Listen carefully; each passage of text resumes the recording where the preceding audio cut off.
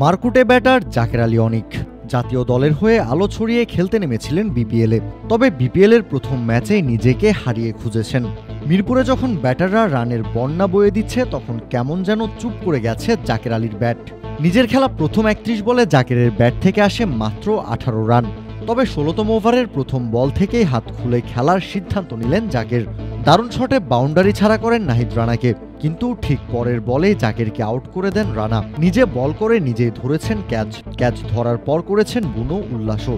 জাকের প্যাভিলিয়নে ফিরে যান ৩৩ বলে ২৪ রান করে। জাকেরের নামের সাথে যা বড্ড বেমানান।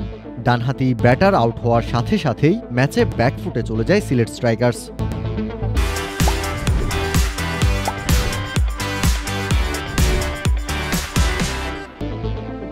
বলের সাথে পাল্লা দিয়ে রান করতে না পারায় চাপ বাড়ে বাকি ব্যাটারদের উপরেও। রংপুরের দেয়া ১৫৬ রানের টার্গেট চেস করতে নেমে শুরুতেই খেয়ে হারায় সিলেট। জর্জ মানসি, পল স্টার্লিংরা ব্যাট হাতে ব্যবধান করে দিতে পারেননি।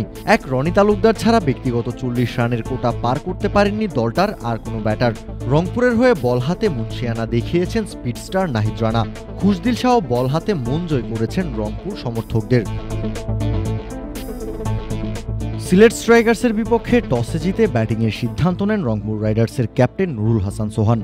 আগের ম্যাচের মতোই এবারও ব্যাট হাতে রংপুরের শুরুটা মন মতো হয়নি। পরপর ২ ম্যাচে রংপুর রাইডার্স সমর্থকদের হতাশ করেছেন দলের ২ বিদেশি ওপেনার স্টিভেন টেইলর এবং অ্যালেক্স হেলস। প্রথম ম্যাচের মতোই সিলেটের বিপক্ষেও দলের হাল ধরতে হয়েছে Pakistani middle order batter Iftikhar আহমেদকে।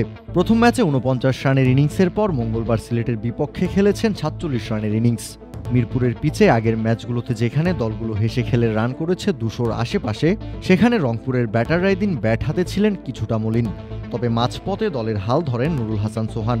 ১৫৫ রানের সংগ্রহ এনে দিতে পালন করেছেন গুরুত্বপূর্ণ ভূমিকা। ২৪ বলে খেলেছেন ৪১ রানের ঝড়ো ইনিংস।